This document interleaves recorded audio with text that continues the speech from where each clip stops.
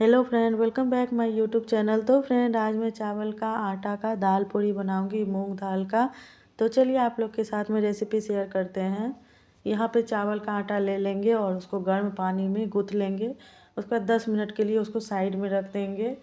उसके बाद तब तक में दाल का अच्छे से उसका जीरा और मिर्च लेके फ़ौरन कर लेना है, पका लेना है। उसके बाद दाल में डाल के उसको गूँथ लेंगे दाल को अच्छे से। दाल को बॉयल कर लीजिएगा।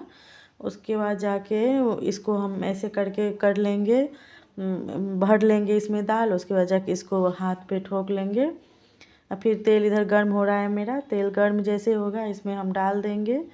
उसके बाद जाके इसको मीडियम फ्लेम रखेंगे। उसके बाद ब्राउन करना है इसे। फिर मैं निकाल लूँगी इसे। जब हो जाएगा तो फिर अच्छे से इसको निकाल के, मतलब बहुत ही टेस्टी लगता है। आप लोग ज़रूर अपने अपने घर में एक बार ये बनाइएगा। और टाइम भी ज़्यादा नहीं लगता है, 15-20 मिनट में बन जाएगा। देखिए कितना टेस्टी लग रहा है, बहुत अच्छा लगता है। एक बार ज़रूर आप लोग बनाइए और अपने अपने घर में खाइए। अभी ठंड का महीना चल रहा है तो ये सब चीज़ बहुत अच्छा लगता है खाने में, तो बहुत टेस्टी लगता है। एक बार आप लोग ज़रूर बनाइए।